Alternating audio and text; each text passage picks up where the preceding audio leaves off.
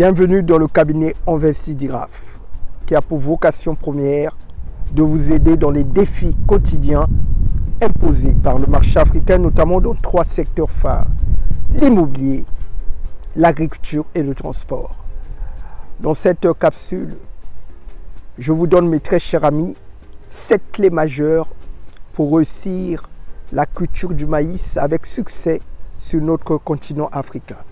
Une céréale incontournable dans la sécurité alimentaire. Donc, n'hésitez surtout pas à liker cette vidéo, à la partager et de vous abonner pour recevoir des contenus qui vont radicalement changer votre parcours dans le monde agricole.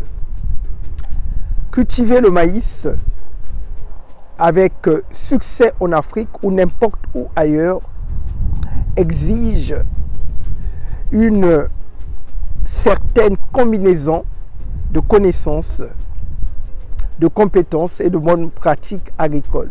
Donc voici 7 clés majeures pour cultiver le maïs de manière professionnelle en Afrique. Numéro 1, la première case à cocher pour réussir la culture du maïs, c'est la sélection de la variété.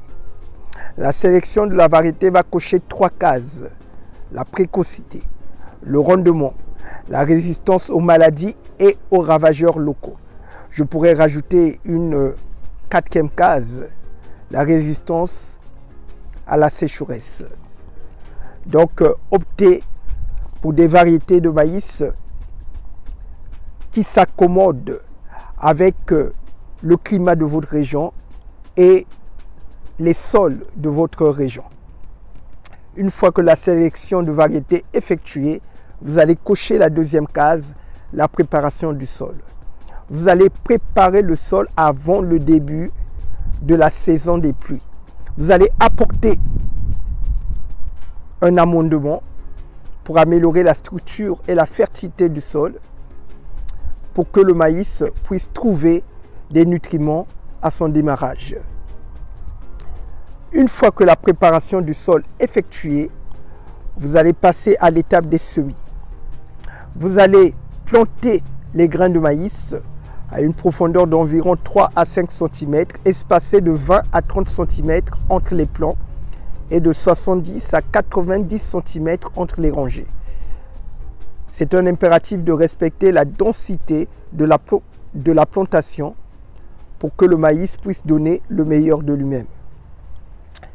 Une fois que l'étape des semis est effectuée, vous allez cocher la 4e case, l'étape de l'irrigation. Vous allez opter pour une irrigation adaptée. Donc je vous conseille de choisir l'irrigation goutte à goutte. Si vous n'avez pas les moyens pour mettre en place l'irrigation goutte à goutte, je vous conseille d'opter pour la méthode culture en rangée que j'ai donnée dans cette vidéo: comment enrichir sa terre en Afrique sans faire appel aux engrais chimiques. Allez-y suivre cette vidéo. Donc vous allez opter pour une irrigation goutte à goutte.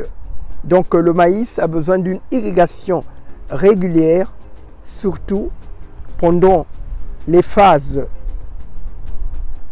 critiques de floraison et de remplissage des épis. Une fois que l'irrigation est effectuée, vous allez cocher une 4e case, la fertilisation. Le maïs est une céréale qui est très gourmande. Elle a besoin des nutriments de manière continue. Donc je vous conseille de choisir des engrais à libération lente pour que le stock de nutriments puisse être apporté au maïs pendant toutes les phases de croissance. Donc une fois que la fertilisation est effectuée, on va passer à la 5e étape, la gestion des maladies et des ravageurs. Alors, le maïs est parmi les céréales sujette à beaucoup de maladies. Parmi les maladies les plus connues du maïs, la rouille du maïs. Deuxième maladie la plus connue, la carie du maïs, également connue sous le nom de charbon du maïs. Le maïs peut être attaqué par des nématodes, par le mildiou, par le fusariose, streptosporiose. Donc le maïs est très fragile. Donc vous allez surveiller le maïs pour détecter tout signe de maladie et de ravageurs. Et mettez en place des méthodes de prévention pour éviter la propagation des maladies et des ravageurs locaux. Une fois que cette étape est effectuée, vous allez cocher la case de la gestion des mauvaises herbes qui peuvent entrer en compétition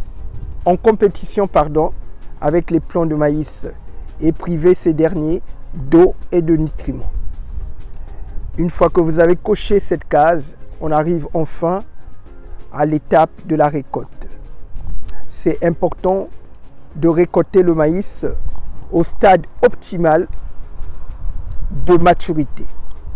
Donc pour ce faire, vous allez prendre un grain de maïs, vous allez presser avec votre ongle. S'il y a un liquide laiteux qui sort du grain de maïs, alors celui-ci est prêt à être récolté. Avant de stocker le maïs, je vous conseille de sécher le maïs, voilà, et de les stocker dans un endroit frais et bien ventilé pour éviter la perte due à l'humidité et aux ravageurs. Une dernière case à cocher, vous allez respecter la rotation des cultures. C'est interdit de cultiver le maïs année après année sur la même parcelle. Donc pour ne pas faire appel aux ravageurs et aux maladies locaux et priver le sol en nutriments. Donc voilà mes très chers amis, les 7 clés incontournables pour réussir la culture du maïs en Afrique comme un professionnel. N'hésitez pas à liker cette vidéo, à la partager et de vous abonner. Je vous dis à très bientôt.